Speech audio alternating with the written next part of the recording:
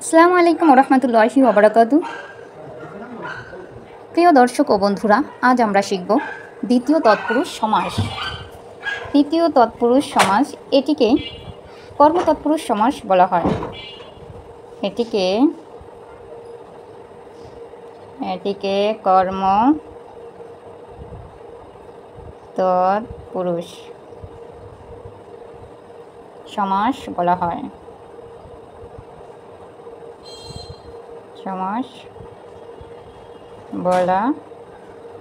এটিকে কর্মতৎপুরুষ সমাস বলা হয়। দ্বিতীয় তৎপুরুষ সমাস চিনতে হলে আমাদের কয়েকটি টিপস মনে রাখতে হবে।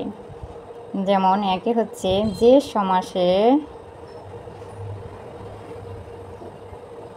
সমাসের মাঝে কে রে লোপ পায়। যে সমাসের মাঝে কে রে লোপ পায়। 2 নম্বরে মনে রাখব শুরুতে যদি কর্ম থাকে সেটি দ্বিতীয় তৎপুরুষ সমাস। 3 নম্বর টিপসে মনে রাখব কি বা কাকে দ্বারা প্রশ্ন করলে কর্ম পাওয়া যায়।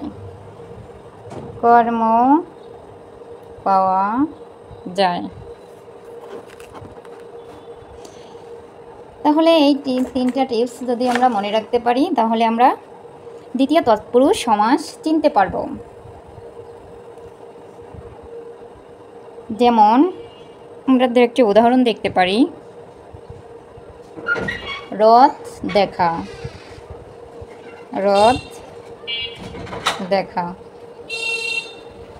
ছেলে ভুলানো,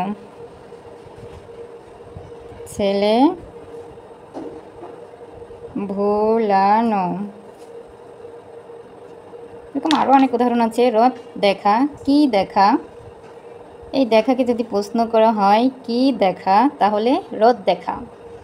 এটা দ্বিতীয় তৎপুরুষ বা কর্মতৎপুরুষ। ছেলে ভুলানো, কাকে ভুলানো? ছেলে ভুলানো, এটা কাকে পাওয়া গেছে? তাহলে এটাও দ্বিতীয় বা কর্মতৎপুরুষ সমাস।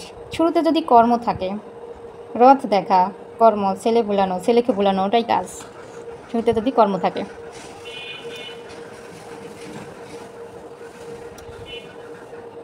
তাহলে আমরা আজ শিখলাম দ্বিতীয় তৎপুরুষ সমাস। সবাই ভালো থাকবেন, সুস্থ থাকবেন।